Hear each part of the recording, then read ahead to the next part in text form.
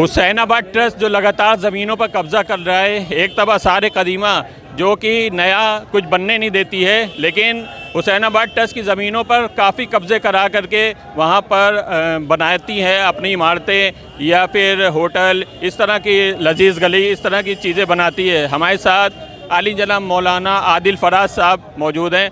आज इमाम जुमा जो मौलाना कल्बे जवाद साहब हैं, उनके क़यादत में एक जलसा हुआ है, क्या कहेंगे इसके बारे में? देखिए, जो हुसैनाबाद ट्रस्ट में बदउनवानियाँ हो रही हैं, भ्रष्टाचार हो रहा है, उसके ख़िलाफ़ ये एहतजाज है।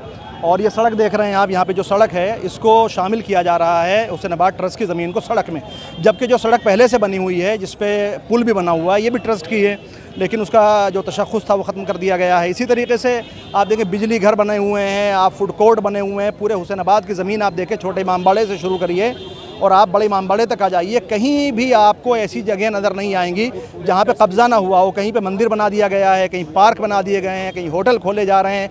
यानी अगर वहाँ का जो रहने वाला है, जिसको शुरू से वो दुकान या मकान अलाट है, वो उसकी तामीर नहीं करा सकता है, लेकिन आप बिरयानी के नाम पे, होटल के नाम पे, पार्कों के नाम पे नई तामीरात हो रही हैं। घंटा घर के सामने आप देखिए, जब मौलाना कल्बे सादिक साहब ने कॉलेज के लिए वो ज़मीन मांगी थी, वो ज़मीन नहीं दी गई थी। उन्होंने कहा था हम यहाँ पे गर्ल्स कॉलेज बनाएंगे, लेकिन आज देखिए वहाँ पार्क बना दिया गया। कितने पार्क आप बनाएंगे, छोटे इमामबाड़े के से लेके आप दरिया वाली मस्जिद तक और उसके आगे चले जाइए आप, तमाम जगहों पे पार्क बने हुए हैं। तो मुस्लिम महलों में या पार्क मिलेंगे आपको, या सरकारी दफ्तर मिलेंगे, ना कॉलेज मिलेगा आपको, ना कोई इस तरह का इदारा मिलेगा जिससे कौम को फ़ायदा पहुंच सकता हो। उसके लिए जहां तक कौम भी बहुत देर, मैं कहता हूं, अभी मैंने कल भी लिखा है कि जिस तरह लखनऊ में औकाफ की लूट पर कौम खामोश रही है, एहतजाज भी हुए हैं लेकिन बहुत बेहिसी रही है, उसके बावजूद वो कहीं इसके अलावा देखने को आपको नहीं मिलेगा। वो सिर्फ़ और सिर्फ लखनऊ में मिलेगा कि हुसैनाबाद ट्रस्ट हमारे सामने, शियों के सामने, मुसलमानों के सामने लुट गया और कोई खड़ा नहीं हुआ। हुसैनाबाद ट्रस्ट लगातार इसकी कब्ज़ा करता जा रहा है। हमारे साथ नाइबे जुमा मौजूद हैं।